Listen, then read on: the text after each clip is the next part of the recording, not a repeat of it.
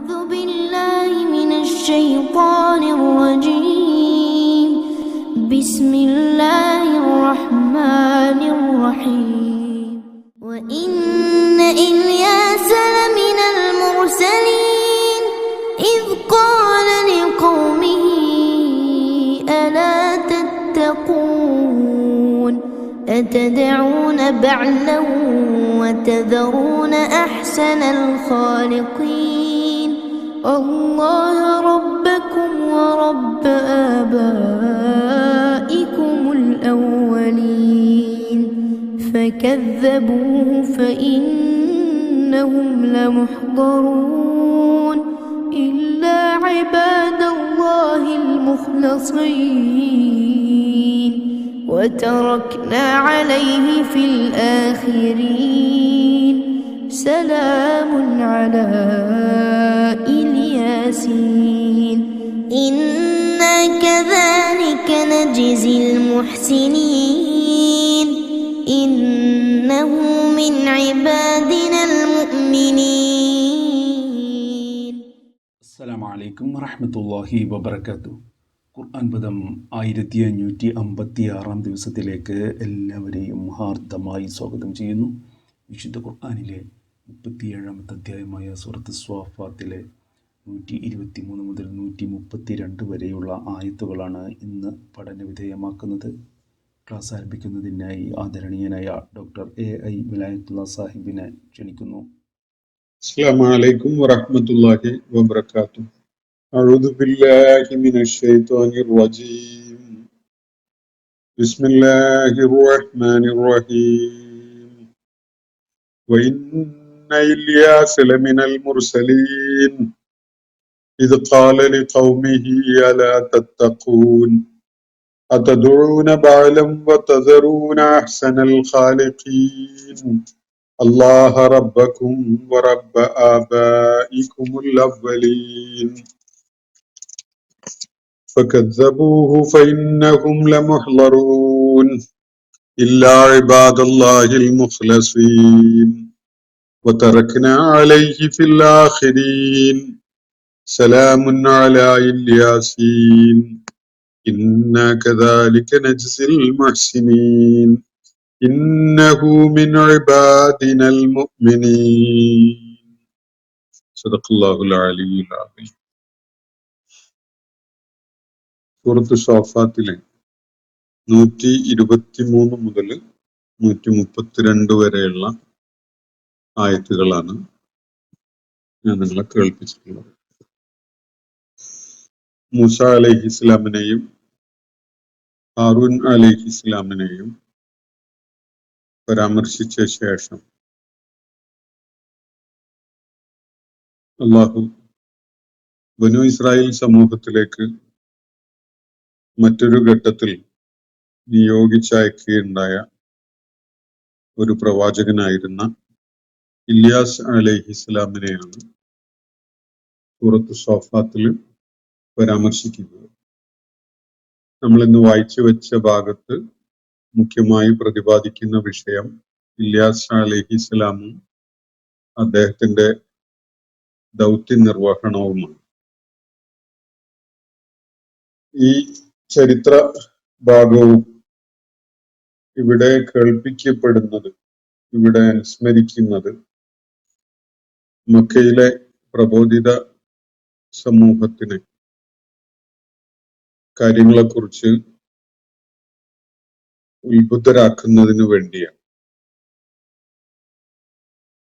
നബി സല്ലല്ലാഹു അലൈഹി വസല്ലമയെ കേട്ടുകൊണ്ടിരിക്കുന്ന മക്കയിലെ ആളുകൾ വിശുദ്ധ ഖുർആന്റെ ആദ്യ തലമുറ അനുവാചകര്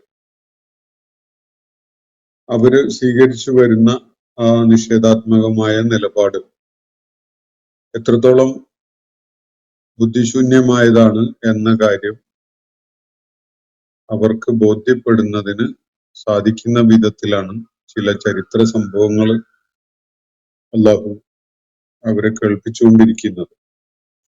അതിൽ നമ്മൾ പിന്നിട്ട ഭാഗത്ത് ഏതാനും ചരിത്ര പ്രാധാന്യമുള്ള വ്യക്തികൾ, പ്രവാചകന്മാര് വളരെ സുപ്രധാനമായ ചില ചരിത്ര സംഭവങ്ങളെയൊക്കെ പരാമർശിച്ചുകൊണ്ട് അള്ളാഹു അവരുടെ ശ്രദ്ധയിലേക്ക് കൊണ്ടുവരികയുണ്ടായി.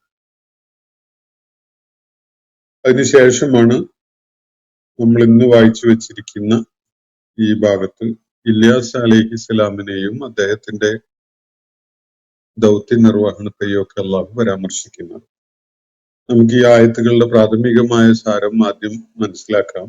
തുടർന്ന് ചില പരാമർശങ്ങൾ ഇവിടെ വരുന്നത് ശ്രദ്ധാപൂർവം ഉൾക്കൊള്ളാൻ ആവശ്യമായ ചില ചരിത്ര പശ്ചാത്തലവും വിവരണവും ഒക്കെ നമുക്ക് ഉൾക്കൊള്ളേണ്ടതുണ്ട്. അപ്പോഴേ ഈ ആയാത്തുകളുടെ ഇവിടെ നൽകപ്പെട്ടിരിക്കുന്ന വിവരണങ്ങളുടെ ശരിയായ ഇംപ്ലിക്കേഷൻസ് നമുക്ക് മനസ്സിലാക്കാൻ സാധിക്കുകയുള്ളൂ. അതിനെ തുടർന്ന് ചെയ്യാം. വൈന്ന ഇല്യാസ ലമിനൽ മുർസലീൻ, ഇങ്ങനെയാണ് ഇവിടെ തുടക്കം. നിശ്ചയമായിട്ടും ഇല്യാസ് ദൂതന്മാരിൽ പെട്ടവൻ തന്നെയായിരുന്നു. ഖുർആന്റെ വിവരണ ശൈലിയുടെ ഒരു വളരെ വിശിഷ്ടമായ ഒരു പ്രത്യേകതയാണ്. എവിടെ, ഏത് കാലത്ത്, ഏത് സമൂഹത്തില് എന്നതൊന്നും വ്യക്തമാക്കാതെ അതൊക്കെ അനുവാചകര് തേടി കണ്ടെത്തട്ടെ എന്ന വിധത്തില് റീഡർ ഇൻവോൾവ്മെന്റ് വളരെ ഉയർന്ന വിധത്തില് സൃഷ്ടിക്കുന്ന ഒരു ശൈലിയാണ് വിശുദ്ധ ഖുർആൻ അതിന്റെ കഥാകഥനത്തിനും വിവരണത്തിനും ഒക്കെ സ്വീകരിക്കുന്നത്. വായനക്കാരന് ഒരു അന്വേഷകനും അതുപോലെ ചരിത്ര പുതുകിയും ഒക്കെയായി മാറിക്കൊണ്ട് മാത്രമേ മുന്നോട്ട് പോകാൻ കഴിയുള്ളൂ. അങ്ങനെ വായനക്കാരന്റെ അന്വേഷണവും വായനക്കാരന്റെ പഠനവും കൂടി ചേർന്ന് വരുമ്പോഴാണ് ഈ പറയുന്ന കാര്യങ്ങൾ എന്താണെന്നുള്ളത് വേണ്ട വിധത്തിൽ ഉൾക്കൊള്ളാൻ സാധിക്കും. അപ്പോ ഇങ്ങനെ ഉറങ്ങിക്കിടക്കുന്ന ഒരു വായനക്കാരനല്ല, ഉണർന്നിരിക്കുന്ന കാര്യങ്ങളെ വളരെ ശ്രദ്ധാപൂർവം അപഗ്രഥിക്കുകയും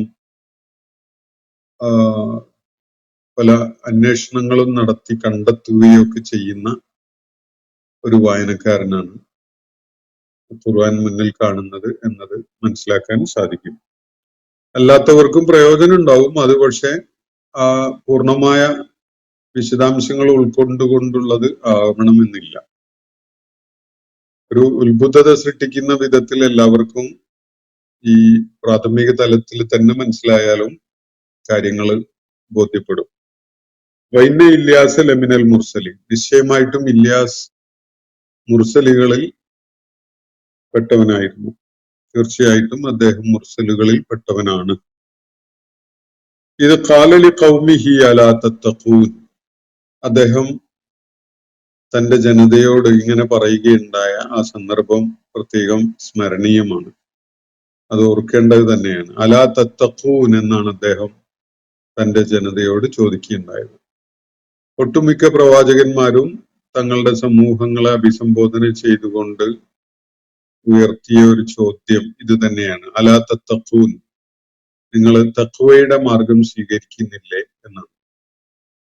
സൂക്ഷ്മത, ബുദ്ധിപരമായ സത്യസന്ധത, പ്രപഞ്ച സൃഷ്ടാവായ റബ്ബിനെ കുറിച്ചുള്ളൊരു ഭയപ്പാട്, കാര്യങ്ങളിലുള്ള ജാഗ്രതയും കണിശതയും ശ്രദ്ധയും, ഇതൊക്കെ അടങ്ങിയതാണ് ഈ തഖ്വ എന്ന് പറയുന്നത്. തഖ്വയുള്ളവരാകുന്നില്ലേ എന്നാണ് ഇവിടെ ചോദ്യം.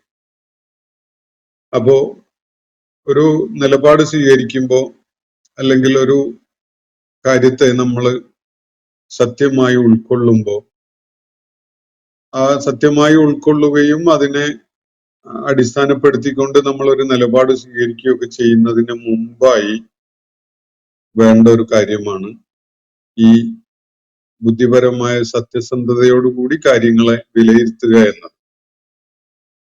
സത്യമാണ് എന്ന് ബോധ്യപ്പെട്ടതിനെ തുടർന്നാണ് അത് നമ്മൾ നെഞ്ചേൽക്കുന്നതും നമ്മൾ അതിനുവേണ്ടി നിലക്കൊള്ളുന്നതും അതിനുവേണ്ടി സ്വയം സമർപ്പിക്കുന്നതും ഒക്കെ തന്നെ. അപ്പൊ ഈ ഒരു ഗുണം ഓരോ ഘട്ടത്തിലും വ്യത്യസ്തമായ വിധത്തിലാണ് നമുക്ക് വ്യക്തികളിൽ പ്രകടമാകുന്നത് കാണാൻ സാധിക്കുക. തുടക്കത്തില് ബുദ്ധിപരമായ തലത്തിൽ മാറ്റുരക്കുക എന്ന ദൈക്ഷണികമായ ഒരു പ്രയത്നമായിരിക്കും. തഖ്വ എന്ന് പറഞ്ഞത്. അതിന് ബുദ്ധിപരമായ സത്യസന്ധത എന്നൊക്കെ നമ്മൾ പലപ്പോഴും പറയാറുണ്ട്. അപ്പോൾ ശരിയാണോ തെറ്റാണോ എന്നത് പരിശോധിക്കുന്ന, ഏറ്റവും സത്യസന്ധതയോടുകൂടി വിലയിരുത്തുന്ന ഒരു സമീപനം. പിന്നീട് അങ്ങോട്ട് അത് പല തലങ്ങളിലേക്കും വളർച്ച പ്രാപിക്കും. അത് നമ്മുടെ നസീഹത്തിന്റെയും ഇഖ്ലാസിന്റെയും ഒക്കെ ഒരു ഭാഗമായി മാറും. നമ്മുടെ പടച്ചതമ്പുരാനോടുള്ള വിധേയപ്പെടലിന്റെയും ഭക്തി കാണിക്കുന്നതിന്റെയും ഭയപ്പാടുള്ളവനാകുന്നതിന്റെ ഒക്കെ ഒരു റിഫ്ലക്ഷൻ ആയിട്ട് ഈ തഖ്വ മാറും. അപ്പൊ അതിന് പല തലങ്ങളും ഉണ്ട് തഖ്വക്ക്. അതിന്റെ ഏറ്റവും പ്രാഥമികമായ തലം ശരിയേത് തെറ്റേത് എന്നത് വേർതിരിക്കുന്നതിനുള്ള ബുദ്ധിപരമായ ഒരു പ്രയത്നമാണ്, ഒരു ശ്രമമാണ്. അപ്പോ ഇവിടെ ഇല്യാസ് അലൈഹിസലാം തന്റെ ജനതയോട് ചോദിച്ച ചോദ്യം, അലാ തത്തഖൂൻ, നിങ്ങൾ ഈ പിഴച്ച വഴി ഉപേക്ഷിച്ച് സത്യമാർഗം സ്വീകരിക്കുന്നവരാകുന്നില്ലേ? നിങ്ങൾ ഈ ബുദ്ധിശൂന്യമായ നിലപാടുകളും പ്രവർത്തനങ്ങളും അവസാനിപ്പിച്ച് ബുദ്ധിക്ക് ഉൾക്കൊള്ളാവുന്ന സത്യസന്ധമായ നിലപാട് സ്വീകരിക്കാൻ സന്നദ്ധരാവുന്നില്ലേ എന്നാണ് അദ്ദേഹം ഉന്നയിച്ച ചോദ്യത്തിന്റെ ഒരു സൂചന അല്ലെങ്കിൽ ഒരു ഇംപ്ലിക്കേഷൻ ആയിട്ട് നമുക്ക് മനസ്സിലാക്കാൻ സാധിക്കാം. എല്ലാ പ്രവാചകന്മാരും ഇങ്ങനെ ഒരു ചോദ്യം തങ്ങളുടെ സമൂഹങ്ങളോട് ഉന്നയിക്കുന്നുണ്ട്. അത് ഇതേ വാക്കുകളിലാവണമെന്നില്ല, പക്ഷെ സമാനമായ വാക്കുകളിൽ അവർ ഈ ചോദ്യം ഉന്നയിക്കുന്നുണ്ട്, അലാ തത്തഖൂൻ. എന്നിട്ട് ഈ തഖ്വയോട് യോജിക്കാത്ത വിധത്തിൽ ഇവർ പിന്തുടരുന്ന ചില കാര്യങ്ങളെ സൂചിപ്പിക്കുകയാണ് ഇല്യാസ് അലൈഹിസ്സലാം. നിങ്ങൾ മുത്തഖികളാകാൻ സന്നദ്ധരാകുന്നില്ലേ? നിങ്ങൾക്ക് മുത്തഖികളാകണ്ടേ? നിങ്ങൾ തഖ്വ കൈവശമുള്ളവരായി മാറുന്നില്ലേ എന്നതാണല്ലോ ചോദ്യം. എന്നിട്ട് അപ്പൊ സ്വാഭാവികമായിട്ടും അവര് തഖ്വയുടെ മാർഗം സ്വീകരിച്ചവരല്ല, അവര് വ്യതിചലിച്ചു പോയവരാണ് എന്നൊക്കെയാണല്ലോ അതിന്റെ സൂചന. അതാണല്ലോ കേൾക്കുന്നവർക്ക് മനസ്സിലാവുക. ആ കാര്യമാണ് പിന്നെ തുടർന്ന് പറയുന്നത്, അതദൂന ബഅലൻ, നിങ്ങൾ ബഅലിനെയാണോ പ്രാർത്ഥിക്കുന്നത്? ബഅലിനെ വിളിച്ചാണോ പ്രാർത്ഥിക്കുന്നത്? നിങ്ങൾ ബഅലിനെയാണോ ദുആ ചെയ്യുന്നത് എന്നാണ് ചോദിക്കുന്നത്. അതദൂന ബഅലൻ, ബഅലിനെ വിളിച്ചാണോ നിങ്ങൾ പ്രാർത്ഥിക്കുന്നത്? വതദറൂന അഹ്സനൽ ഖാലിഖീൻ, അത്യുത്തമനായ സൃഷ്ടികർത്താവിനെ നിങ്ങൾ കൈയൊഴിയുകയുമാണോ എന്നാണ് ഇല്യാസ് അലൈഹിസ്സലാം ജനതയോട് ചോദിക്കുകയുണ്ടായത്. അത്യുത്തമനായ സൃഷ്ടികർത്താവിനെ കൈയൊഴിഞ്ഞുകൊണ്ട് നിങ്ങൾ ബഅലിനെ വിളിച്ചാണോ പ്രാർത്ഥിക്കുന്നത് എന്നതാണ് ഉന്നയിക്കപ്പെട്ടിരിക്കുന്ന ചോദ്യം. ഇവിടെ അള്ളാഹുവിനെ പരാമർശിക്കാൻ വേണ്ടി അഹ്സനുൽ ഖാലിഖീൻ എന്ന പ്രയോഗമാണ് ഉപയോഗിച്ചിരിക്കുന്നത്. ഖാലിഖൂൻ എന്ന് പറഞ്ഞാൽ സ്രഷ്ടാക്കൾ എന്നാണ് അർത്ഥം. അഹ്സനുൽ ഖാലിഖീൻ എന്ന് പറഞ്ഞാൽ സ്രഷ്ടാക്കളിൽ ഏറ്റവും ഉത്തമനായവൻ എന്നാണ്. സൃഷ്ടിപരത അള്ളാഹു സുബ്ഹാനഹു വ തആല നിർണിതമായ ഒരളവില്, പരിമിതമായ ഒരളവില് പലർക്കും നൽകിയിട്ടുള്ളതായി കാണാൻ കഴിയും. ജീവജാലങ്ങളുടെ കൂട്ടത്തില് ക്രിയേറ്റിവിറ്റി ഉള്ള പലതും ഉണ്ട്. അതുപോലെ മനുഷ്യര് വളരെ വിസ്മയകരമായ അളവിലുള്ള ക്രിയേറ്റിവിറ്റി പ്രകടിപ്പിക്കുന്നത് നമ്മൾ നിരന്തരം കാണുന്നുണ്ട്. മനുഷ്യന്റെ സർഗാത്മകത അല്ലെങ്കിൽ സൃഷ്ടിപരത എന്നത് പല മേഖലകളിലും വളരെ വിസ്മയമുണ്ടാക്കുന്ന വിധത്തിലുള്ളതായതുകൊണ്ടാണ് ഇത്രയും ഗംഭീരമായ ഒരു നാഗരികത മനുഷ്യന് ലോകത്ത് സൃഷ്ടിച്ചെടുക്കാൻ കഴിഞ്ഞിട്ടുള്ളത്. ആദ്യത്തെ മനുഷ്യൻ ഭൂമുഖത്ത് ജീവിച്ചു തുടങ്ങിയ കാലത്ത് ഉള്ള അവസ്ഥയിൽ നിന്ന് ഈ ഭൂലോകം, ഈ ഭൂതലം എത്ര വിസ്മയകരമായ വിധത്തില് പരിവർത്തിതമായിരിക്കുന്നു എന്നത് നമ്മൾ വിലയിരുത്തുമ്പോഴാണ് മനുഷ്യൻ കടന്നുപോയ വിവിധ ഘട്ടങ്ങളില് അവൻ പ്രകടിപ്പിച്ച അവന്റെ ക്രിയേറ്റിവിറ്റി, അവന്റെ സർഗാത്മകത, അവന്റെ സൃഷ്ടി വൈഭവം ഒക്കെ നമുക്ക് മനസ്സിലാക്കാൻ സാധിക്കും. ഇത് ഇത്തരം കഴിവുകള് ഉള്ള സൃഷ്ടികള്, ജീവജാലങ്ങള് വേറെയും ചിലതുണ്ട്, ഇത്രത്തോളം ഇല്ല, വളരെ പരിമിതമായ അർത്ഥത്തിലൊക്കെയുള്ള കഴിവുകളുള്ള ജീവികൾ നമുക്കുണ്ട്. കൂട് നിർമ്മിക്കാൻ കഴിയുന്നവ, അതുപോലെ പരാഗണം നടത്തുന്നവ, അതുപോലെ പലതും ജീവജാലങ്ങളുടെയും പക്ഷികളുടെയും ഒക്കെ കൂട്ടത്തില് ഒക്കെ തന്നെ പല വിധത്തിലുള്ള ക്രിയേറ്റീവ് ആസ്പെക്ട്സ് ഉള്ള ജീവികളെ നമുക്ക് കാണാൻ കഴിയും. ഇതൊക്കെയും തന്നെ അള്ളാഹു വളരെ പരിമിതമായ നിലക്ക് ഈ ജീവജാലങ്ങൾക്കും മനുഷ്യർക്കും ഒക്കെ നൽകിയിട്ടുള്ള സർഗാത്മകതയാണ്. അവർക്ക് നൽകിയിട്ടുള്ള സൃഷ്ടിപരമായ കഴിവുകളാണ്. അള്ളാഹു നൽകിയ കഴിവുകളാണ്. കാരണം അള്ളാഹു നൽകിയതാണ് എന്നത് നമുക്ക് മനസ്സിലാക്കാൻ പറ്റുന്നത് അത് എല്ലാവർക്കും ഒന്നും അങ്ങനെ ഇല്ല എന്നുള്ളത് കാണുമ്പോഴാണ്. അള്ളാഹു കൊടുത്തവർക്ക് ഇപ്പം മനുഷ്യന്റെ കൂട്ടത്തിൽ ചിത്രകല അറിയുന്ന എത്രയോ പേരുണ്ട്, നിർമ്മാണ കല അറിയുന്ന എത്രയോ പേരുണ്ട്, അതുപോലെ പല കലാസിദ്ധികളും ഉള്ള ആളുകളുണ്ട്. പക്ഷെ എല്ലാവർക്കും അത്രത്തോളം ഇല്ല. അപ്പൊ അള്ളാഹു കൊടുത്തവർക്ക് അത് വളരെ കൂടുതലായിട്ട് കാണുന്നു, അല്ലാത്തവർക്ക് വളരെ പരിമിതമായിട്ട് കാണുന്നു. വ്യത്യസ്തമായ കഴിവുകളാണ് അള്ളാഹു പലർക്കും നൽകിയിട്ടുള്ളത്. അപ്പൊ ഒരു പക്ഷെ ഈ സൃഷ്ടിപരമായ കഴിവുകളെ കൂടി പരാമർശിച്ചുകൊണ്ടായിരിക്കണം അള്ളാഹു തന്നെ അഹ്സനുൽ ഖാലിഖീൻ എന്ന പദം ഉപയോഗിച്ചുകൊണ്ട് വിവരിക്കുന്നത്. അള്ളാഹുവാണ് ഏറ്റവും അത്യുത്തമനായ സൃഷ്ടികർത്താവ്, അല്ലെങ്കിൽ സൃഷ്ടികർത്താക്കളിൽ അത്യുത്തമനായവൻ എന്ന വിധത്തിൽ അള്ളാഹു തന്നെ വിവരിക്കുന്നത് ഈ വക സൃഷ്ടി വൈഭവം പരിമിതമായ തോതിൽ പല ജീവജാലങ്ങൾക്കും മനുഷ്യർക്കും ഒക്കെ അള്ളാഹു നൽകിയത് കൊണ്ടാവണം. എന്തായാലും ഇനി അത് ഒരു വിശദീകരണമാണ്. മറ്റൊരു വിശദീകരണം, അത്യുത്തമനായ സൃഷ്ടാവിനെ പരാമർശിക്കുന്നതിന് വിശുദ്ധ ഖുർആൻ നിരന്തരമായിട്ട് സ്വീകരിക്കുന്ന ഒരു ശൈലിയാണ്. അഹ്സനുൽ ഖാലിഖീൻ എന്ന് പറയുന്നതിന് സൃഷ്ടികർത്താക്കളിൽ ഏറ്റവും ഉത്തമൻ എന്ന് പറയുന്ന ഒരു സാധ്യതയുള്ള പോലെ തന്നെ ഏറ്റവും ഉത്തമനായ സൃഷ്ടാവ് എന്ന ഒരർത്ഥവും നൽകുന്നതിന് അറബി ഭാഷയിൽ വിശേഷിച്ച് വിശുദ്ധ ഖുർആന്റെ ശൈലിയിൽ സാധ്യതയുണ്ട്. അപ്പോ ഇവിടെ ഇല്യാസ് അലൈഹിസ്സലാം തന്റെ ജനതയോട് ചോദിച്ച ചോദ്യം അലാ തത്തഖൂൻ എന്നാണ്. അപ്പൊ അവര് തഖ്വയോട് വിട പറഞ്ഞ ഒരു രംഗം ഏതാണ് എന്നതാണ് പിന്നെ തുടർന്ന് വ്യക്തമാക്കുന്നത്. അവരെന്ത് ചെയ്തു? അതദഊന ബഅലൻ വതദറൂന അഹ്സനൽ ഖാലിഖീൻ. അള്ളാഹുവിനെ കൈയൊഴിഞ്ഞുകൊണ്ട്, ഏറ്റവും ഉത്തമനായ സൃഷ്ടാവായ അള്ളാഹുവിനെ കൈയൊഴിഞ്ഞുകൊണ്ട് അവര് ബഅലിനെ വിളിച്ച് പ്രാർത്ഥിക്കാൻ തുടങ്ങി. ബഅലിന്റെ ആളുകളായിട്ട് മാറി. ഈ ബഅല് ആരാണ്, എന്താണ് എന്നതൊക്കെ നമുക്ക് പിന്നീട് മനസ്സിലാക്കാം. അല്ലാഹ റബ്ബക്കും വറബ്ബ ആബായിക്കുമുൽ അവ്വലീൻ. നിങ്ങളുടെയും നിങ്ങളുടെ അതിപൂർവികരായ പ്രപിതാക്കന്മാരുടെയും റബ്ബായ അള്ളാഹു ഉണ്ടല്ലോ, ആ അള്ളാഹുവിനെ കൈയൊഴിഞ്ഞുകൊണ്ട് നിങ്ങൾ ബഅലിനെ വിളിച്ച് പ്രാർത്ഥിക്കുന്നവരായി മാറിയിരിക്കുകയാണ്. ഇതാണ് ഇല്യാസ് അലൈഹി ഇസ്ലാം തന്റെ ജനതയോട് പറയുന്നത്. അപ്പോ വ്യക്തമാകുന്ന ഒരു കാര്യം, ഏകനായ പ്രപഞ്ചനാഥനായ അള്ളാഹുവിനെ സൃഷ്ടിച്ചിരുന്ന ഒരു സമൂഹം ഇടക്ക് എപ്പോഴോ വെച്ച് ആ ഏകനായ സൃഷ്ടാവിന് വിധേയപ്പെടുന്നത് അവസാനിപ്പിച്ച് ബഅലിനെ വിളിച്ച് പ്രാർത്ഥിക്കാൻ തുടങ്ങി എന്നതാണ്. അപ്പൊ ബഅല് എന്ന അവരുടെ ഒരു ഇലാഹിനെ, അവർ ഇലാഹായി സ്വീകരിച്ച ഒരുവനെ വിളിച്ച് പ്രാർത്ഥിക്കുന്നവരായി മാറി.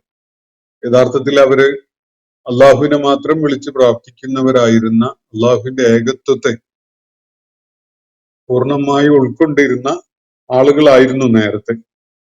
എന്നാൽ അവരിൽ ബഹുദൈവത്വത്തിന്റെ പ്രവണതകള് ഉടലെടുത്തു. അവര് അള്ളാഹുവിനെ കൈയൊഴിഞ്ഞ് ബഅലിനെ പ്രാർത്ഥിക്കാൻ തുടങ്ങി എന്നാണ് ഇവിടെ സൂചിപ്പിക്കപ്പെടുന്നത്. ഫകദ്ദബൂഹു ഫഇന്നഹും ലമുഹ്ളറൂൻ. എന്നിട്ട് അള്ളാഹു ഇവിടെ പറയുകയാണ് ഫകദ്ദബൂഹു. അങ്ങനെ ഇല്യാസ് അലൈഹിസ്സലാം അവരോട് ഇങ്ങനെ സംസാരിക്കാൻ തുടങ്ങിയപ്പോ അവര് അദ്ദേഹത്തെ കളവാക്കി കളഞ്ഞു. ഫകദ്ദബൂഹു, അവർ അദ്ദേഹത്തെ നിഷേധിച്ചു. ഫഇന്നഹും ലമുഹ്ളറൂൻ, അവരും ഇവിടെ ഹാജരാക്കപ്പെടാൻ പോവുകയാണ്. നേരത്തെ പരാമർശിച്ച അള്ളാഹുവിന്റെ മുന്നിൽ അന്ത്യനാളിൽ ഹാജരാക്കപ്പെടുന്ന ഒരു കാര്യം പറഞ്ഞുകൊണ്ടാണ് ഇത് തുടങ്ങുന്നത്. അതിലേക്ക് വീണ്ടും ഒരു സൂചന നടത്തുകയാണ്. ഫകദ്ദബൂഹു ഫഇന്നഹും ലമുഹ്ളറൂൻ. അങ്ങനെ ഇല്യാസ് അലൈഹി ഇസ്ലാമിന്റെ ഓർമ്മപ്പെടുത്തലിനെ അവഗണിച്ചുകൊണ്ട്, അതിനെ കളവാക്കി തള്ളിക്കളഞ്ഞുകൊണ്ട് അവര് അവരുടെ ബഹുദൈവത്വത്തില് തന്നെ ശ്രദ്ധ പതിപ്പിച്ചുകൊണ്ട് മുന്നോട്ട് പോയി. അവരും ഫഇന്നഹും, അതിനാൽ അവരും തീർച്ചയായിട്ടും ലമുഹ്ളറൂൻ ഇവിടെ ഹാജരാക്കപ്പെടും. എന്തിനു വേണ്ടിയാണ് ഇവിടെ ഹാജരാക്കപ്പെടുന്നതിന്റെ കാര്യം? അവർക്ക് അവരർഹിക്കുന്ന ശിക്ഷ നൽകുന്നതിന് വേണ്ടിയാണ് എന്നതാണ് സൂചന. അപ്പൊ ദൈവികമായി അവർക്ക് നൽകാനിരിക്കുന്ന ശിക്ഷയെ ഏറ്റുവാങ്ങുന്നതിന് വേണ്ടി അവരും ഹാജരാക്കപ്പെടുന്നതാണ്. ഇല്ലാ ഇബാദല്ലാഹിൽ മുഖ്ലസീൻ, അള്ളാഹു പ്രത്യേകമായി തെരഞ്ഞെടുത്ത തന്റെ ദാസന്മാരെ ഒഴികെ എന്ന് പറഞ്ഞാൽ ഇല്യാസ് അലൈഹി ഇസ്ലാമും അദ്ദേഹത്തിന്റെ സമൂഹത്തില് അദ്ദേഹത്തിന് ചെവിക്കൊടുത്ത ചില നല്ല മനുഷ്യരും ഉണ്ടായിരുന്നു. ആ ആളുകളെ അള്ളാഹു ഇപ്പോ ശിക്ഷയ്ക്ക് വേണ്ടി ഹാജരാക്കപ്പെടുന്നവരിൽ നിന്ന് മാറ്റി നിർത്തുകയാണ്, അവരൊഴികെ.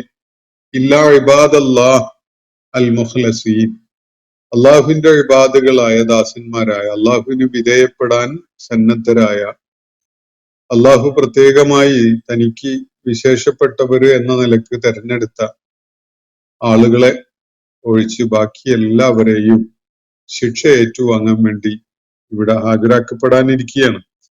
വതറക്നാ അലൈഹി ഫിൽ ആഖിരീൻ, തുടർന്ന് പറയുന്നത് പിൻതലമുറകൾക്കിടയിൽ അദ്ദേഹത്തിന് നാം സൽകീർത്തി ശേഷിപ്പിക്കുകയും ചെയ്തു. ഇല്യാസ് അലൈഹിസ്സലാം ദൈവിക മാർഗത്തിൽ നിയോഗിക്കപ്പെട്ട പ്രവാചകനായിരുന്നു. അദ്ദേഹം ഏറ്റവും ഉത്തമമായ വിധത്തില് ദൈവിക ദൗത്യം നിർവഹിച്ച ഒരു വ്യക്തിയാണ്. അദ്ദേഹം ജനങ്ങൾക്ക് മാതൃകയായി ജീവിക്കുകയും അവരെ സത്യമാർഗത്തിലേക്ക് ക്ഷണിക്കുകയൊക്കെ ചെയ്തുകൊണ്ട് ദൗത്യം നിർവഹിച്ച വ്യക്തിയാണ് എന്ന നിലക്കുള്ള ഒരു സൽകീർത്തി. ആ സൽകീർത്തി അദ്ദേഹത്തെ സംബന്ധിച്ചിടത്തോളം പിൻതലമുറകളിൽ അള്ളാഹു അവശേഷിപ്പിക്കുകയും ചെയ്തു. ഇന്ന് ഇല്യാസ് അലൈഹിസ്സലാം ചരിത്രത്തിലെ ശ്രദ്ധേയനായ പ്രവാചകൻ എന്ന നിലക്ക് അറിയുന്ന മനസ്സിലാക്കുന്ന ഒരുപാട് പേരുണ്ട്. അന്ന് ഇല്യാസ് അലൈഹിസ്സലാം ആരോടാണോ സംസാരിച്ചിരുന്നത്, ആരെയാണോ സത്യമാർഗത്തിലേക്ക് ക്ഷണിച്ചിരുന്നത്, അവരെ ന്യായീകരിക്കുന്നവരായോ അവരെ പിൻപറ്റുന്നവരായോ അവരുടെ ചെയ്തികളുടെ പേരിൽ സന്തോഷപൂർവം അനുസ്മരിക്കുന്നവരായോ ആയും ലോകത്ത് തന്നെ ആരുമില്ല. ഇല്യാസ് അലൈഹിസ്സലാമിനാണ് ആ രണ്ട് കൂട്ടരുടെയും ഇടയിൽ ലോകത്ത് അള്ളാഹു സൽകീർത്തി അവശേഷിപ്പിച്ചിട്ടുള്ളത്. ഇല്യാസ് അലൈഹി ഇസ്ലാമിനാണ്, അദ്ദേഹത്തെയാണ് ലോകം അനുസ്മരിക്കുന്നത്. തറക്ന അലൈഹി ഫിൽ ആഖിരീൻ, ആഖിറുകൾക്കിടയിൽ, പിൽക്കാലക്കാർക്കിടയിൽ അദ്ദേഹത്തിന് നാം സൽപേര് സൽകീർത്തി അവശേഷിപ്പിക്കുകയുണ്ടായി. സലാമുൻ അലാ ഇല്യാസീൻ, ഇല്യാസിന് ശാന്തി സമാധാനം, അദ്ദേഹത്തിന് സലാം. അള്ളാഹു തന്റെ എല്ലാ പ്രവാചകന്മാർക്കും ആശംസിക്കുന്നത് സലാമാണ്, ശാന്തി സമാധാനം. അള്ളാഹു നൽകിയിരുന്ന ചുമതലകൾ നിർവഹിച്ച് അവന്റെ തൃപ്തി കരസ്ഥമാക്കിയ പ്രവാചകന്മാര് ഏറ്റുവാങ്ങുന്ന ഒരു ആനന്ദകരമായ ഒരു അവസ്ഥയാണത് സലാം എന്ന് പറയുന്നത്. അള്ളാഹുവുമായി പൂർണ്ണമായ യോജിപ്പിന്റെ ഒരു അവസ്ഥയിലേക്ക് എത്തുക എന്ന്. അള്ളാഹുവിന് അവരോട് യാതൊരു വിരോധവുമില്ല, അവരുടെ കാര്യത്തിൽ യാതൊരു അസംതൃപ്തിയും ഇല്ല. അള്ളാഹു അവരെ സമാധാനം ആശംസിക്കുകയാണ് അവർക്ക്. ഇവിടെ ഇല്യാസ് അലൈഹിസ്സലാമിനാണ് അള്ളാഹു സലാം എന്നിവിടെ ആശംസിക്കുന്നത്. സലാമുൻ അലാ ഇല്യാസീൻ, ഇവിടെ ഇല്യാസ് എന്ന പേരിന്റെ മറ്റൊരു രൂപമാണ് ഉപയോഗിച്ചിരിക്കുന്നത്, സലാമുൻ അലാ ഇല്യാസീൻ. അറബി ഭാഷയിലേക്ക് ഈ പേര് രൂപപരിണാമം സംഭവിച്ചപ്പോൾ ഉണ്ടായ ഒരു മാറ്റമായിരിക്കണം അത് എന്നാണ്. ഇല്യാസീൻ എന്നൊരു ബഹുവചന രൂപം ഉപയോഗിച്ചതിന്റെ താല്പര്യം അല്ലെങ്കിൽ ഉപയോഗിച്ചതിന്റെ ഒരു സാങ്കത്യം എന്നാണ് ചിലരൊക്കെ ചൂണ്ടിക്കാണിക്കുന്നത്. ഇല്യാസുമാർ എന്ന് വേണമെങ്കിൽ അതിനെ മനസ്സിലാക്കാം. ഇല്യാസി, ഇല്യാസൂൻ എന്നതിന്റെ വേറെ രൂപമാണ് ഇല്യാസീൻ. അപ്പോ ഒരുപക്ഷെ ഇല്യാസ് അലൈഹിസ്സലാമിനെയും അതുപോലെ ഇല്യാസ് അലൈഹിസ്സലാമിനോടൊപ്പം ചേർന്ന ഒരു സമൂഹത്തെയും ഒരുമിച്ച് പരാമർശിച്ചുകൊണ്ടായിരിക്കണം അള്ളാഹു ഇങ്ങനെ പറയുന്നത്. അങ്ങനെ ഒരു സാധ്യതയും നമുക്ക് കണക്കാക്കാം. പക്ഷെ അത് ഒരു ശരിയായ വായന അല്ല. ഇപ്പം മുഹമ്മദ് നബി സല്ലല്ലാഹു അലൈഹി വസല്ലമയുടെ അനുയായികളെ മുഹമ്മദീയർ, മുഹമ്മദൻസ് എന്ന് പരാമർശിക്കുന്നത് നമ്മൾ അംഗീകരിക്കാറില്ല. അവർക്കുള്ള പേര് മുസ്ലിങ്ങൾ എന്നാണ്. ഹുവ സമ്മാക്കുമുൽ മുസ്ലിമീൻ മിൻ ഖബ്ൽ വഫീ ഹാദാ എന്ന് ഖുർആൻ പറയുന്നതാണ്. അപ്പൊ അള്ളാഹുവിന്റെ മാർഗം പിൻപറ്റിയ ഏത് കാലത്തെയും എല്ലാ ജനതകളെയും എല്ലാ സമൂഹങ്ങളെയും വിളിക്കുന്ന പേര്, അവര് ഏത് പ്രവാചകന്റെ അനുയായികളായിട്ട് രംഗത്ത് വന്നതാണെങ്കിലും അവരെ ഖുർആൻ വിളിക്കുന്ന പേര്, അള്ളാഹു വിളിക്കുന്ന പേര് മുസ്ലിമൂൻ എന്നതാണ്. അള്ളാഹുവിന് വിധേയപ്പെട്ടവർ എന്ന അർത്ഥത്തിലുള്ള മുസ്ലിമൂൻ എന്ന പേരാണ് വിളിക്കുന്നത്. അപ്പൊ ഇവിടെ ഇല്യാസീൻ എന്നത് ഇല്യാസ് എന്ന പേരിന്റെ തന്നെ മറ്റൊരു രൂപമായിട്ട് മനസ്സിലാക്കുന്നതാണ് കൂടുതൽ സുരക്ഷിതമായത്. ഞാൻ അങ്ങനെയാണ് അതിനെ നോക്കിക്കാണുന്നത്. സലാമുന അലാ ഇല്യാസീൻ ഇന്നാ കദാലിക നജ്സിൽ മുഹ്സിനീൻ. ഈ വിധത്തിലാണ് നാം സുഹൃതവാന്മാർക്ക് പ്രതിഫലം നൽകുന്നത് എന്നാണ് അള്ളാഹു പറയുന്നത്. ഇല്യാസ് അലൈഹിസ്സലാം ഒട്ടേറെ പ്രതിസന്ധികളും വെല്ലുവിളികളും ഒക്കെ നേരിട്ട ഒരു പ്രവാചകനാണ്.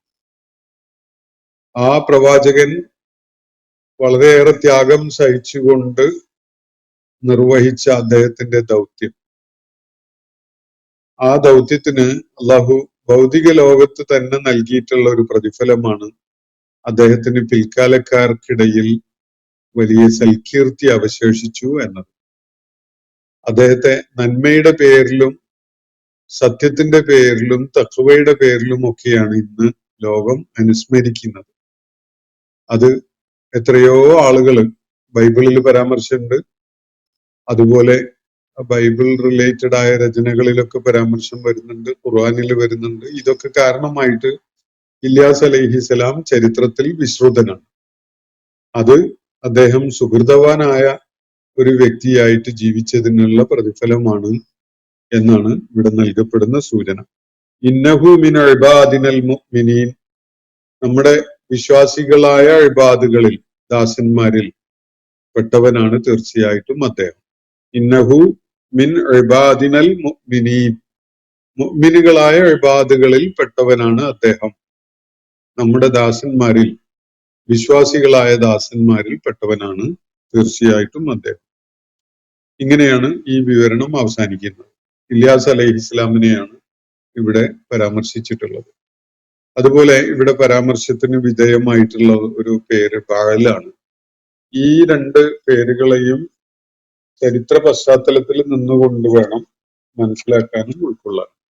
ഇസ്രായേൽ സമൂഹത്തിലേക്ക് നിയോഗിക്കപ്പെട്ടിരുന്ന പ്രവാചകനായിരുന്നു ഇല്യാസ് അലൈഹിസ്സലാം എന്നാണ് വിശുദ്ധ ഖുർആന്റെ സൂചനകളിൽ നിന്ന് നമുക്ക് മനസ്സിലാക്കാൻ സാധിക്കുന്നത്.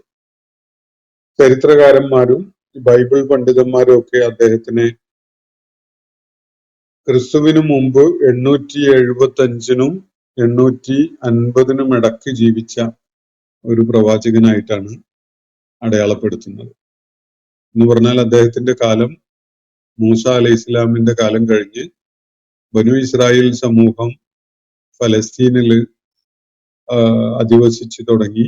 അവിടെ ദാവൂദ് അലൈഹി ഇസ്ലാമിന്റെ നേതൃത്വത്തിലും തുടർന്ന് സുലൈമാൻ അലൈഹി ഇസ്ലാമിന്റെ നേതൃത്വത്തിലും ഒരു രാഷ്ട്രം നിലവിൽ വരികയും ലോകത്തെ പ്രമുഖമായ പ്രദേശങ്ങളൊക്കെ നിയന്ത്രിക്കുന്ന വലിയ കരുത്തും അധികാരവും ഉണ്ടായിരുന്ന ഒരു രാജ്യമായിട്ട് അത് ലോകത്ത് ദൈവിക മാർഗദർശനത്തിന്റെ അടിസ്ഥാനത്തിൽ ജനങ്ങൾക്ക് മാർഗദർശനം നൽകുന്ന ഒരു രാജ്യവും സമൂഹവുമായിട്ട് അവർ നിലകൊണ്ടിരുന്നു. അതിനുശേഷം സുലൈമാൻ അലൈഹി ഇസ്ലാമിന്റെ കാലം കഴിഞ്ഞതോടെ ആ രാജ്യത്തിന് വലിയ തകർച്ച ഉണ്ടാവുന്നുണ്ട്.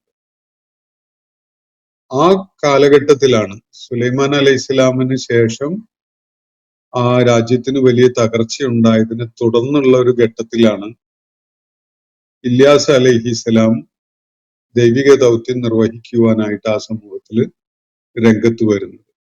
അത് ഈസ അലൈഹിസ്സലാം ദൗത്യ നിർവഹണം നടത്തുന്നതിന്റെ ഒരു 8-9 നൂറ്റാണ്ടുകൾ മുമ്പായിട്ടാണ് എന്നാണ് നമുക്ക് കാണാൻ കഴിയും.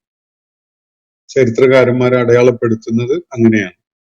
ഈസ അലൈഹി ഇസ്ലാം ജനിക്കുന്നതിന്റെ ഒരു 875 വർഷം മുമ്പ്, അല്ലെങ്കിൽ അതിനേക്കാളും കുറച്ചും കൂടി വർഷങ്ങൾക്ക് മുമ്പായിട്ടാണ് ഇല്യാസ് അലൈഹി ഇസ്ലാം രംഗത്ത് വരുന്നത്. അപ്പോ ബനൂ ഇസ്രായേൽ സമൂഹത്തിന് സുലൈമാൻ അലൈഹി ഇസ്ലാമിന്റെ കാലശേഷം നേരിടേണ്ടി വന്ന വലിയ അപചയമുണ്ട്. ആ അപചയത്തിന്റെ കാലത്താണ്, അവര് വലിയ വ്യതിചലനം നടത്തുന്ന ഒരു കാലത്താണ് അവരെ സമുദ്ധരിക്കുന്നതിനും ദൈവിക മാർഗത്തിലേക്ക് അവരെ വീണ്ടും കൊണ്ടുവരുന്നതിനൊക്കെ ആയിട്ട് ഇല്യാസ് അലൈഹിസ്സലാം നിയോഗിക്കപ്പെടുന്നു. അപ്പോ ബനു ഇസ്രായേൽ പ്രവാചകന്മാരിൽ ഒരാളാണ് അദ്ദേഹം. 3 തവണയാണ് അദ്ദേഹത്തിന്റെ പേര് വിശുദ്ധ ഖുർആൻ പരാമർശിക്കുന്നത്. 2 തവണ ഇവിടെ തന്നെ ഇല്യാസ് എന്ന 2 സന്ദർഭത്തിലായിട്ട് ഇവിടെ തന്നെ പരാമർശിക്കപ്പെടുന്നുണ്ട്. മറ്റൊരിക്കല് സൂറത്തുൽ അൻആമില് 85-ാമത്തെ ആയത്തില് വസക്കരിയ വയഹ്യ വഈസ വഇല്യാസ കുല്ലും മിനസ് സാലിഹീൻ, ചില പ്രവാചകന്മാരെ പരാമർശിച്ചുകൊണ്ട് അവരൊക്കെയും തന്നെ സുഹൃതവാന്മാരിൽപ്പെട്ടവരായിരുന്നു എന്ന് സൂറത്തുൽ അൻആമിൽ അല്ലാഹു പറയുന്നുണ്ട്. ആ കൂട്ടത്തിൽ ഒരു പേര് ഇല്യാസ് അലൈഹി ഇസ്ലാമിൻ്റെതാണ്. അപ്പൊ ആധുനിക ബൈബിൾ ഗവേഷകരും പണ്ഡിതന്മാരും ഒക്കെ ചൂണ്ടിക്കാണിക്കുന്നത് ഇദ്ദേഹം ക്രിസ്തുവിന് മുമ്പ് 875 മുതൽ 850 വരെയുള്ള കാലത്ത് ജീവിച്ച ആളായിരുന്നു എന്നാണ്. അപ്പൊ ഇദ്ദേഹത്തിന്റെ വാസസ്ഥലമായിട്ട് പരാമർശിക്കപ്പെടുന്നത് ജിൽആദ് എന്നൊരു സ്ഥലമാണ്. ജിൽആദ് എന്നത് ഇന്നത്തെ ഉത്തര ജോർദാന്റെ ടെറിട്ടറിയിൽപ്പെട്ട ഒരു പ്രദേശമാണ്, ഒരു ഇടമാണ് ജിൽആദ്. ഇന്നത്തെ ജോർദാന്റെ, അത് നോർത്ത് ജോർദാന്റെ ഭാഗമായിട്ട് വരുന്ന ഒരു പ്രദേശം. ഇദ്ദേഹത്തെ ബൈബിളില് പരാമർശിക്കപ്പെടുന്നത് ഈലിയാഹ് തിഷ്ബി എന്ന വിധത്തിലാണ്. ഈലിയാഹ് തിഷ്ബി, അത് മലയാളം ബൈബിളിന്റെ ഒരു സൂചനയാണ്. അത് ഇംഗ്ലീഷില് എലൈജാന്നോ മറ്റോ ആണ് വരാൻ തോന്നുന്നു, ഞാൻ പരിശോധിച്ചിട്ടില്ല. എന്തായാലും ഇല്യാസ് അലൈഹി ഇസ്ലാമിന്റെ പേര് ബൈബിളിൽ പരാമർശിക്കുന്നത് ഖുർആനിൽ ഉള്ളതിൽ നിന്ന് അല്പം വ്യത്യസ്തമായ ഹീബ്രു അല്ലെങ്കിൽ ലാറ്റിൻ പോലെയുള്ള ഭാഷകളുടെ സ്വാധീനമുള്ള വിധത്തിലാണ്. അപ്പോ സുലൈമാൻ അലൈഹിസ്സലാമിന്റെ മരണത്തെ തുടർന്ന് വലിയ മാറ്റം ഇസ്രായേൽ സമൂഹത്തിൽ ഉണ്ടായി, ആ നാട്ടിലുണ്ടായി എന്ന് സൂചിപ്പിച്ചല്ലോ. അദ്ദേഹത്തിന്റെ പുത്രൻ റബ്ആം എന്ന പേരിൽ അറിയപ്പെട്ടിരുന്ന വ്യക്തിയാണ് തുടർന്ന് അധികാരമേൽക്കുന്നത് സുലൈമാൻ അലൈഹി ഇസ്ലാമിന് ശേഷം. അദ്ദേഹം അത്ര എഫിഷ്യന്റ് ആയിരുന്ന ഒരു ഭരണകർത്താവ് ആയിരുന്നില്ല എന്നതാണ് ചരിത്രം വെളിപ്പെടുത്തുന്നത്. പല കൊള്ളരുതായ്മയും അദ്ദേഹത്തിന്റെ ഭാഗത്തുനിന്നുണ്ടായത് കാരണമായിട്ട് ആ രാജ്യം തന്നെ പിളരാനിടയായി. അത് ജൂത രാജ്യവും അതുപോലെ ഇസ്രായേൽ രാജ്യവുമായിട്ട് 2 രാജ്യമായിട്ട് മാറി. അങ്ങനെ ഇസ്രായേൽ രാജ്യത്തിന്റെ, ജൂത രാജ്യത്തിന്റെ ഭാഗമായിട്ടാണ് മസ്ജിദുൽ അഖ്സയും ജെറുസലേം പ്രദേശമൊക്കെ ഉണ്ടായിരുന്നത്. പിന്നെ ഇസ്രായേൽ രാജ്യത്തിന്റെ, ഇസ്രായേൽ എന്ന പേരിൽ അറിയപ്പെട്ടിരുന്ന ഉത്തര ഫലസ്തീൻ പ്രദേശം ആണ് മറ്റൊരു സ്വതന്ത്ര രാജ്യമായിട്ട് നിലവിൽ വന്നത്. ഈ ഇസ്രായേൽ രാജ്യമാണ് ആദ്യമായി ഈ വിഷയത്തിൽ വലിയ കുഴപ്പത്തിൽ ചെന്ന് ചാടുന്നത്. അധർമ്മവും അതുപോലെ ബഹുദൈവത്വവും വിഗ്രഹാരാധനയും ഒക്കെ പെട്ടെന്ന് അവിടെ പടർന്നു പിടിക്കുകയാണ് ചെയ്യുന്നത്. അപ്പോ ഈ ഇസ്രായേൽ രാജ്യത്തിന്റെ ഭരണാധികാരിയായിരുന്ന ആഹാബ് രാജാവ് അദ്ദേഹത്തിന്റെ കാലത്ത് ലബനാൻ രാജാവിന്റെ പുത്രിയായ സീത എന്ന പേരുള്ള ഒരു സ്ത്രീയാണ്. സീത എന്നത് ഈ രാജാവിന്റെ പേരാണ്. അദ്ദേഹത്തിന്റെ പുത്രിയെയാണ് ഈ ആഹാബ് രാജാവ് വിവാഹം ചെയ്യുന്നത്. ഇവര് ലബനൻ പ്രദേശത്തുകാരായ ഈ സ്ത്രീയും അവരുടെ കുടുംബവും ഒക്കെ തന്നെ ബഹുദൈവാരാധകരായിരുന്നു. അതുകൊണ്ട് ഒരു മുശ്രിക്കത്ത് എന്ന നിലക്ക് തന്നെയാണ് അവര് ഇസ്രായേൽ രാജ്യത്ത് രാജാവിന്റെ പത്നിയായിട്ട് എത്തുന്നതൊക്കെ. അതിനെ തുടർന്ന് അവിടെ ബഹുദൈവാരാധന പ്രചാരത്തിൽ വരാൻ കാരണമായി ഇവരുടെ ദേവനായി അവർ പൂജിച്ചിരുന്ന ബാൽ എന്ന പേരിൽ അറിയപ്പെട്ടിരുന്ന ഒരു അവരാരാധിച്ചിരുന്ന വ്യക്തി, ബാൽ അല്ലെങ്കിൽ അവർ ദൈവം എന്ന് വിളിച്ചിരുന്ന ഈ ബാലിന് വേണ്ടി, ബാൽ ദേവനെ ആരാധിക്കാൻ വേണ്ടി ഇസ്രായേൽ രാജ്യത്ത് പല ക്ഷേത്രങ്ങളും സ്ഥാപിതമാവുകയും ഇസ്രായേൽ പട്ടണങ്ങളില് ബാൽദേവന് വേണ്ടി ബലികർമ്മങ്ങൾ പരസ്യമായി നടത്തുകയൊക്കെ ചെയ്യുന്ന ഒരവസ്ഥയോളം കാര്യങ്ങൾ പോകുന്നുണ്ട്. അപ്പോ ഈ ഘട്ടത്തിലാണ് അവരെ സമുദ്ധരിക്കുന്നതിന് വേണ്ടി, അവരെ കാര്യങ്ങളെക്കുറിച്ച് ബോധ്യപ്പെടുത്തുന്നതിന് വേണ്ടി ഇല്യാസ് അലൈഹിസ്സലാം നിയോഗിക്കപ്പെടുന്നത്. അദ്ദേഹം ആഹാബിന് മുന്നറിയിപ്പ് നൽകി താക്കീത് ചെയ്ത കാര്യം ഇങ്ങനെയാണ്: നിങ്ങൾ ബാലിനെ വിളിച്ച് പ്രാർത്ഥിക്കുന്ന നടപടി അവസാനിപ്പിക്കുന്നില്ലെങ്കിൽ നിങ്ങൾക്ക് മഴ ലഭിക്കുന്നത് നിലച്ചു പോകും. അതുപോലെ മഞ്ഞുതുള്ളികൾ പോലും നിങ്ങളുടെ ഭൂപ്രദേശത്ത് വീഴുകയില്ല എന്നൊക്കെയാണ് അദ്ദേഹം താക്കീത് ചെയ്തത്. അതിനെ തുടർന്ന് ഇത് ദൈവികമായി അറിയിക്കപ്പെട്ട ഒരു താക്കീതാണല്ലോ. 3.5 വർഷക്കാലം അവർക്ക് മഴയോ മഞ്ഞോ ഒന്നും ഇല്ലാത്തൊരു അവസ്ഥയായിരുന്നു. അതിന്റെ ദുരിതം അവര് വളരെ പ്രയാസകരമായ അവസ്ഥകളിലൂടെ കടന്നു പോകുന്ന ഒരു ദുരിതപൂർണമായ ഒരു അവസ്ഥയാണ് അവര് അനുഭവിക്കേണ്ടി വന്നത്. അപ്പോ ഈ ഒരു ഘട്ടത്തിലാണ് ഈ ഇസ്രായേൽ രാജാവ് ആഹാബിന് ഇല്യാസ് അലൈഹിസ്സലാം അദ്ദേഹത്തോട് പറഞ്ഞിരുന്ന കാര്യങ്ങളെ കുറിച്ച് ബോധം വരുന്നത്. അങ്ങനെ അദ്ദേഹത്തെ ഇല്യാസ് അലൈഹി ഇസ്ലാമിനെ അദ്ദേഹം തെരഞ്ഞു കണ്ടുപിടിക്കുകയും അദ്ദേഹത്തിനോട് ഇടപെട്ട് പ്രാർത്ഥിക്കാൻ വേണ്ടി ആവശ്യപ്പെടുകയും ചെയ്തു. അപ്പോ അദ്ദേഹം നിർദ്ദേശിച്ചത് ഇങ്ങനെയാണ്: അദ്ദേഹം ഒരു ബലികർമ്മം നടത്താൻ വേണ്ടി ആവശ്യപ്പെടുക ഇല്യാസ് അലൈഹിസ്സലാം അദ്ദേഹത്തെ കണ്ടെത്തി ഈ കാര്യങ്ങൾ പറഞ്ഞപ്പോൾ. അത് പൊതുസ്ഥലത്ത് വെച്ചിട്ട് ബലികർമ്മം നടത്തുക.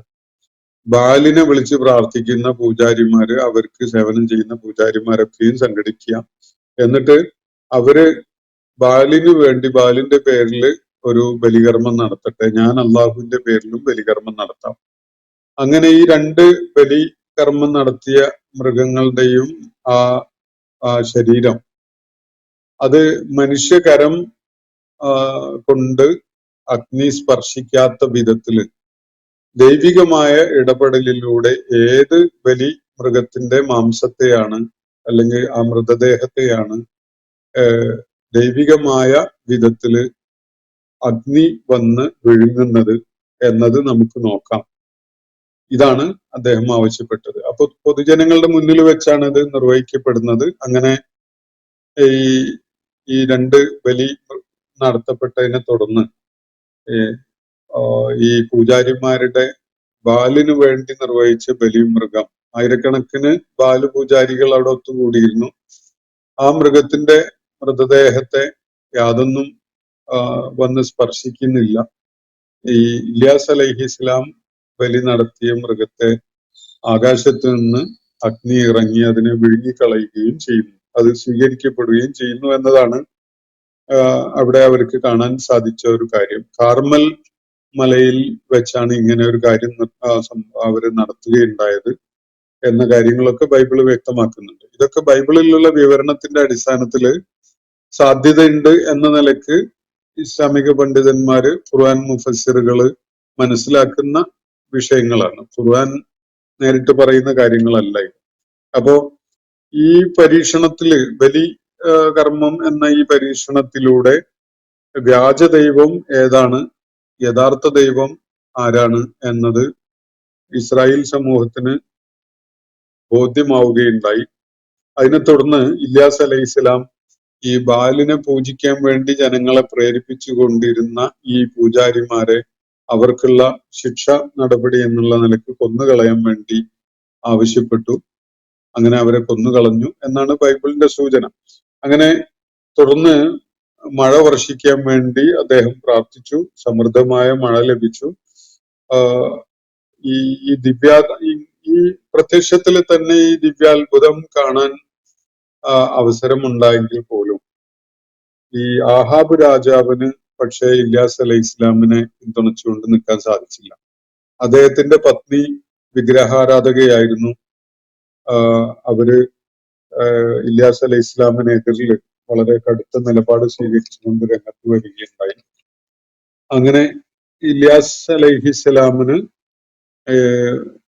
ഈ അദ്ദേഹം പൂജാരിമാരെ ഏത് വിധത്തിലാണോ വധിച്ചത് അതേ വിധത്തില് ഇല്യാസ് അലൈഹിസ്സലാമിനെയും താൻ കൊന്നുകളയും എന്നൊക്കെ പറഞ്ഞുകൊണ്ട് ഈ ആഹാബ് രാജാവിന്റെ പത്നി രംഗത്ത് വരികയാണ്. ആ ഘട്ടത്തിലാണ് ഇല്യാസ് അലൈഹി ഇസ്ലാമിന് അവിടുന്ന് രാജ്യം വിട്ട് പോകേണ്ടി വന്നത്, ഹിജ്റ ചെയ്യേണ്ടി വന്നത്.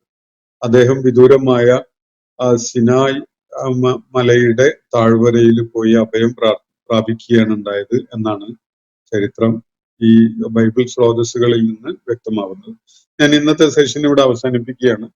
ഈ സംഗതികളുമായി ബന്ധപ്പെട്ടുകൊണ്ടുള്ള ഒരല്പം വിശദാംശങ്ങൾ കൂടി നിങ്ങളുമായി പങ്കുവെക്കാനുണ്ട്. അത് ഇൻഷാ അല്ലാഹ് നാളെ നിർവഹിക്കാം. അള്ളാഹു നമ്മെ എല്ലാവരെയും അനുഗ്രഹിക്കുമാറാവട്ടെ. വാഖിറു ദഅവാന അനിൽ ഹംദുലില്ലാഹി റബ്ബിൽ ആലമീൻ. അസ്സലാമു അലൈക്കും വറഹ്മത്തുള്ളാഹി വബറകാതുഹു. ഇന്നത്തെ ഖുർആൻ പദം ഇവിടെ സമാപിക്കുന്നു. ഖുർആൻ പഠനത്തിൽ പങ്കെടുത്ത എല്ലാവർക്കും അല്ലാഹു അർഹമായ പ്രതിഫലം നൽകി അനുഗ്രഹിക്കട്ടെ. വആഖിറു ദഅവാന അനിൽ ഹംദുലില്ലാഹി റബ്ബിൽ ആലമീൻ. അസ്സലാമു അലൈക്കും വറഹ്മത്തുള്ളാഹി വബറകാതുഹു.